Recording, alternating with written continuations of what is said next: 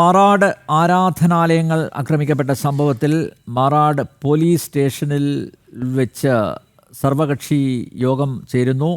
DCP, tahsildar എന്നിവ യോഗത്തിൽ പങ്കെടുക്കുന്നുണ്ട്. ഇന്ന് രാവിലെയാണ് മാറാട് ഭജനമഠം മുഹീദ്ദീൻ സംഘടനയിൽ പെട്ട നവാസ് അടിച്ചു തകർത്തത്. ആലപ്പാട് ചോറ്റാനിക്കരയമ്മ ഭഗവതി ക്ഷേത്രത്തിലും അതിക്രമത്തിന് ശ്രമം നടന്നു. മുഹീദ്ദീൻ സംഘടനയിൽ പെട്ടയാളാണ് താനെന്ന് നവാസ് തന്നെയാണ് പോലീസിനോട് വെളിപ്പെടുത്തിയത്. വിവരങ്ങളുമായി അനഘ ഹർഷൻ ചേരുന്നു. അനഘ, സർവകക്ഷി യോഗം നടക്കുന്നുണ്ട്, പക്ഷേ ജില്ലാ കലക്ടറുടെ സാന്നിധ്യം അനിവാര്യമാണെന്നാണ് വിശ്വാസികൾ പറയുന്നത്. ജില്ലാ കലക്ടർ സ്ഥലത്ത് എത്തുമോ? എന്താണ് വിശദാംശങ്ങൾ അനഘ?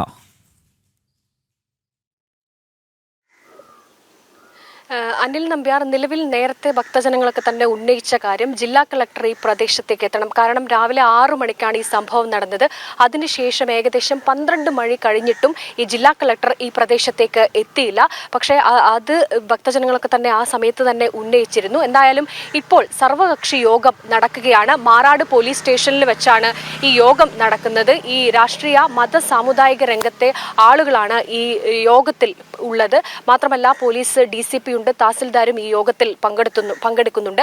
കൃത്യമായി ഈ സംഭവവുമായി ബന്ധപ്പെട്ട് ഇപ്പോൾ അറസ്റ്റിലായിരിക്കുന്ന നവാസിനെ കുറിച്ച് കൃത്യമായ അന്വേഷണം നടത്തും. നവാസിന്റെ പുറകിൽ ആരെങ്കിലും ഉണ്ടെങ്കിൽ അത് കണ്ടെത്തും. കൃത്യമായ ഒരു പഴുതടച്ച അന്വേഷണം ഈ വിഷയത്തിൽ ഉണ്ടാകുമെന്നാണ് DCP പറഞ്ഞിരിക്കുന്നത്. മാത്രമല്ല ഈ സംഭവവുമായി ബന്ധപ്പെട്ട് ഇത് മാറാട് അതീവ ജാഗ്രത പുലർത്തേണ്ട ഒരു പ്രദേശമാണ്. അതുകൊണ്ട് തന്നെ ഈ വിഷയവുമായി ബന്ധപ്പെട്ട് സോഷ്യൽ മീഡിയയിലൊക്കെ തന്നെ പ്രചരിക്കുന്ന, അതായത് ഏതെങ്കിലും തരത്തിൽ വാർത്തകൾ പ്രചരിക്കുകയാണെങ്കിൽ അത് വലിയ സാമുദായിക സംഘർഷത്തിലേക്കൊക്കെ കടക്കാനുള്ള സാധ്യതയുണ്ട്. അതുകൊണ്ട് തന്നെ എല്ലാ രീതിയിലും ഒരു ജാഗ്രത വേണമെന്നൊരു നിർദ്ദേശം കൂടി DCP മുന്നോട്ട് വെക്കുന്നുണ്ട്. എന്തായാലും ഇപ്പോൾ ഈ മാറാട് പോലീസ് സ്റ്റേഷനിൽ ഈ സർവകക്ഷി യോഗം നടന്നുകൊണ്ടിരിക്കുകയാണ്. പക്ഷെ അപ്പോഴും എടുത്തു പറയേണ്ട ഒരു കാര്യം, ഈ സമയം ഇത്രയും ഈ സംഭവങ്ങൾ ഇവിടെ ഉണ്ടായിട്ട് പോലും ജില്ലാ കളക്ടർ ഈ പ്രദേശത്തേക്ക് എത്തിയിട്ടില്ല എന്നതാണ് വസ്തുത. നമുക്കറിയാം, ഇന്ന് രാവിലെ 6 മണിയോട് കൂടിയാണ് ഈ ഭജനമഠത്തിൽ നവാസ് എന്ന് പറയുന്ന ആൾ എത്തുകയും ഭജനമഠത്തിലെ അയ്യപ്പ വിഗ്രഹം അടക്കമുള്ള കാര്യങ്ങൾ അടിച്ചു തകർക്കുകയും അതിനുശേഷം അവിടെ ഉണ്ടായിരുന്ന ഗുരുസ്വാമിയെ അതിക്രൂരമായി മർദ്ദിക്കുകയും ഒക്കെ തന്നെ ചെയ്തത്. ഗുരുസ്വാമി നിലവിൽ ഇപ്പോഴും ആശുപത്രിയിൽ, കോഴിക്കോട് ബീച്ച് ആശുപത്രിയിൽ ചികിത്സയിൽ തുടരുകയാണ്. മാത്രമല്ല ഈ പ്രതി നേരെ പോയത് തൊട്ടടുത്തുണ്ടായിരുന്ന ഒരു ക്ഷേത്രത്തിലേക്കാണ്. ആ ക്ഷേത്രത്തിന്റെ ഗേറ്റ് തകർത്ത് ഉള്ളിൽ കയറുകയും ആ ക്ഷേത്രം തകർക്കാനുള്ള ശ്രമം നടത്തുകയും ചെയ്തിരുന്നു. ആ പ്രദേശത്തെ ആളുകൾ കണ്ടതുകൊണ്ട് മാത്രമാണ് ആ ക്ഷേത്രം തകർക്കാതെ പ്രതി അവിടെ നിന്ന് പോകുന്നതും പിന്നീട് പോലീസും ഈ പ്രദേശത്തെ ആളുകളും ചേർന്നാണ് ഈ പ്രതിയെ പിടികൂടുന്നതും. എന്തായാലും ഈ സംഭവവുമായി ബന്ധപ്പെട്ട് കൃത്യമായ ഒരു അന്വേഷണം നടത്തും. ഈ പ്രതിക്ക് പിന്നിൽ ആരെങ്കിലും ഉണ്ടെങ്കിൽ അത് കണ്ടെത്തും എന്ന് തന്നെയാണ് പോലീസ് പറയുന്നത്. പക്ഷേ ഈ സംഭവവുമായി ബന്ധപ്പെട്ട് സോഷ്യൽ മീഡിയയിലടക്കം ഏതെങ്കിലും തരത്തിൽ വ്യാജ വാർത്തകൾ പ്രചരിക്കുകയാണെങ്കിൽ അതിനെതിരെ കർശന നടപടി ഉണ്ടാകുമെന്നുകൂടി പോലീസ് പറയുന്നുണ്ട്. എന്തായാലും ഇപ്പോൾ നിലവിൽ സർവകക്ഷി യോഗം ഇവിടെ പുരോഗമിക്കുകയാണ്. അനിൽ നമ്പ്യാർ.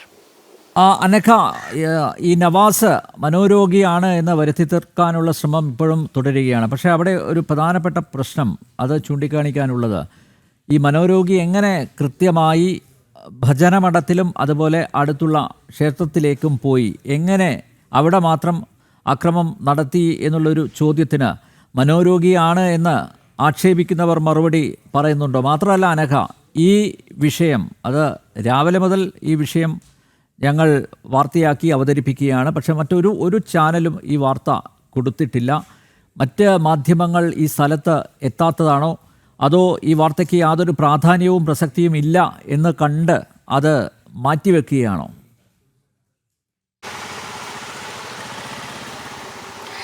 അനിൽ നമ്പ്യാർ, അത് എടുത്തു പറയേണ്ട ഒരു കാര്യം, മനഃപൂർവ്വം തിരസ്കരിക്കുന്ന നിലപാടാണ് മറ്റു മാധ്യമങ്ങൾ ഈ വിഷയത്തിൽ സ്വീകരിച്ചിരിക്കുന്നത് എന്ന് പറയാതിരിക്കാൻ കഴിയില്ല. രാവിലെ നമ്മൾ അറിഞ്ഞ് ഈ പ്രദേശത്തേക്ക് എത്തിയ സമയത്ത് തന്നെ മറ്റ് മാധ്യമങ്ങളും ഈ വിവരം കൃത്യമായി അറിഞ്ഞിരുന്നു. പക്ഷേ അവരാരും തന്നെ ഈ വിഷയം റിപ്പോർട്ട് ചെയ്യാൻ മുന്നോട്ട് വന്നില്ല എന്നതാണ് വസ്തുത. അവർ ഉന്നയിക്കുന്നത് ഇത് മാറാട് പോലൊരു പ്രദേശത്താണ് ഈ സംഭവം ഉണ്ടായിരിക്കുന്നത്, അതുകൊണ്ട് അതൊരു ജാഗ്രതയുടെ ഭാഗമായി വാർത്ത തങ്ങൾ കൊടുക്കുന്നില്ല എന്നതാണ് പറയുന്നത്. പക്ഷേ എന്ത് ജാഗ്രതയാണ് ഇവർ ഈ വിഷയത്തിൽ പുലർത്തുന്നത് എന്നാണ് മനസ്സിലാവാത്തത്. കാരണം ഒരു പുലർച്ചെ ഒരു ഭജനമഠത്തിലേക്ക് ഒരു നവാസ് എന്ന് പറയുന്ന ഒരാൾ കയറി വരുന്നു. ആ ഭജനമഠത്തെ വിഗ്രഹങ്ങളടക്കം തച്ചുടക്കുക മാത്രമല്ല, അവിടെ ഉണ്ടായിരുന്ന ഒരു വയോധികനായ എഴുന്നേറ്റ് വടി കുത്തിപ്പിടിച്ച് നടക്കുന്ന ഒരു വയോധികനാണ്. ആ വയോധികനെ പോലും അതിക്രൂരമായി മർദ്ദിക്കുകയും ചെയ്യുന്നു. പക്ഷേ ഈ ഏതെങ്കിലും തരത്തിൽ അദ്ദേഹത്തിന് മാനസിക രോഗമോ മറ്റെന്തെങ്കിലും ഉണ്ടായിരുന്നെങ്കിൽ തൊട്ടടുത്ത മറ്റൊരു ക്ഷേത്രത്തിലേക്ക് നേരെ പോകുമായിരുന്നില്ല എന്നതാണ് വസ്തുത. ഈ നേരത്തെയൊക്കെ പോലീസിന്റെ ഭാഗത്ത് നിന്നത് പറഞ്ഞത് ഈ മാനസിക രോഗിയാണ് എന്നൊരു നിലപാടുകളായിരുന്നു പോലീസ് സ്വീകരിച്ചത്. പക്ഷേ ഇപ്പോൾ സർവകക്ഷി യോഗത്തിൽ DCP പറയുന്നത് അത് കൃത്യമായി പറയാൻ കഴിയില്ല. തങ്ങൾ എന്തായാലും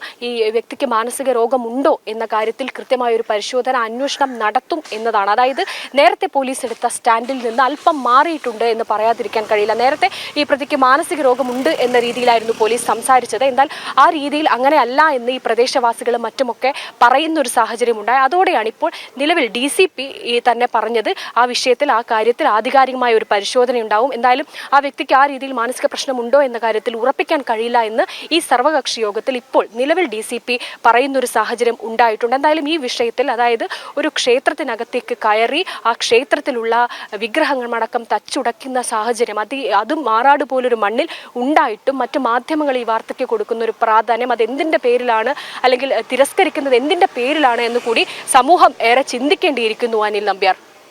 നന്ദി അനഘ, വിശദമായ റിപ്പോർട്ട് നൽകിയതിന്. കോഴിക്കോട് മാറാട് ആരാധനാലയങ്ങൾ ആക്രമിക്കപ്പെട്ട സംഭവത്തിൽ മാറാട് പോലീസ് സ്റ്റേഷനിൽ വെച്ച് സർവകക്ഷി യോഗം നടക്കുന്നു. DCP, തഹസിൽദാർ എന്നിവ യോഗത്തിൽ പങ്കെടുക്കുന്നുണ്ട്. രാവിലെയാണ് മാറാട് ഭജനമഠം നവാസ് എന്നൊരാൾ അടിച്ചു തകർത്തത്. ആലപ്പാട് ചൊട്ടാനിക്കര ഭഗവതി ക്ഷേത്രത്തിലും അതിക്രമത്തിൻ്റെ ശ്രമം നടന്നു. മുഹിയുദ്ദീൻ സംഘടനയിൽപ്പെട്ടയാളാണ് താനെന്ന് നവാസ് പോലീസിനോട് വെളിപ്പെടുത്തിയിട്ടുണ്ട്.